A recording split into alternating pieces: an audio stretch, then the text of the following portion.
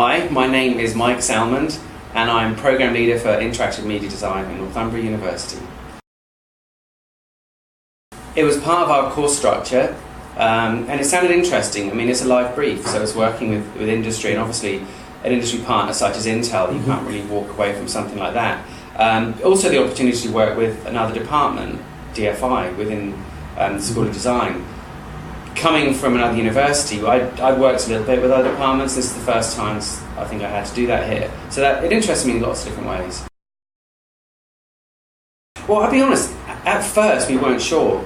At first it just seemed that Intel were very focused on product design, which is the DFI side of things. And I do think there was a little bit of a kind of where do we fit within this as the conversations went on from there. I remember Intel's initial presentation was laptop. I mean, I know all our students sat there going, well, what do we do? And it wasn't until I think we started thinking about interface design and the holistic approach to the project. Like, we're not just going to create a physical object and then present that as a, here's the electronics and here's the printed circuit boards and all that. It was how we're going to present a final idea and make it seem like a prototype. Then we started thinking about usability, how people would use it, how people interface with it from a human-centered design, and then that led to interface design, and then that's it. That's when the penny dropped, and it all became about interactive media design at that point. It was the ability to sell the idea to Intel. My role was advisor.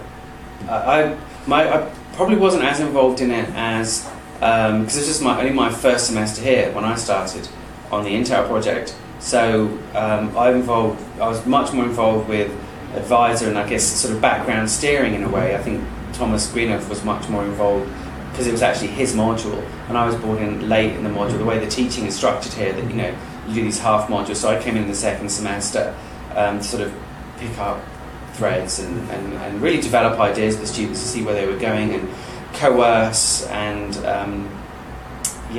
coerce is probably the best word for it, their ideas and develop them. And so it's really development and advising role, definitely. Well, I think one of the main challenges right off was time management. I mean, dealing with a client who's effectively in a different time zone. I mean, they're like on Central Time, I think, when they were Pacific. So 6 hours different. And I think this is something the students were, at first excited about. They went through these different phases. First excited about, it's Intel, this would be great. Then kind of annoyed about, because it's like, well, why do I have to stay in school until 7 o'clock? I should be out doing something else. And then you get that sort of, almost like denial. Then comes the acceptance. Then it's like, we're just getting on with the project now. And again, it's that seeing the worth of the project. So that was a challenge, I think, to get them out of the kind of clocking in, clocking out mindset that you do get at any institution, that their work doesn't finish at 5 o'clock. Not that it doesn't, they're working on their personal projects. And again, the time management came out. That was definitely the biggest problem because they were working in groups. So they also had to arrange not just to meet all the Intel demands of meetings, but then meet them with DFI had to meet with IMD students and all these different group dynamics.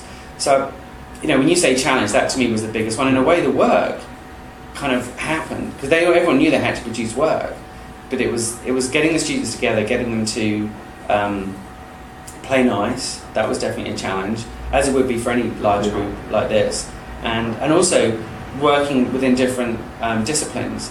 Our students, as far as I know, have never done that. So there's always that, kind of playground politics going on of like, we're better than them, they're better than us. I don't like what they do, they like what.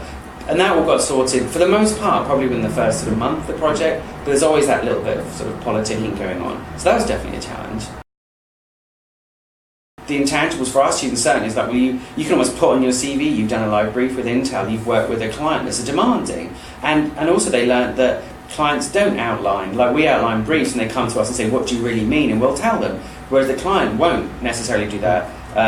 So I think working with that client, then also working with us, the students had to work with the external client, the internal client, which is us, and then themselves as IMD, and then also DFI. So it was a really complex project, and I don't think at the beginning anyone saw that coming in, and I think during it that caused some friction and some great things and some bad things, and then at the end you end up with this sort of reflection period when you realise that actually it's not about the product, it is about that design journey that they talk about, which is far more important. But I think it took us to sort of step back from the project, a few weeks later and say, here's what we really have learned. It's not about, I can now do this. It's, you now know how to cope with clients, work with difficult groups in challenging environments.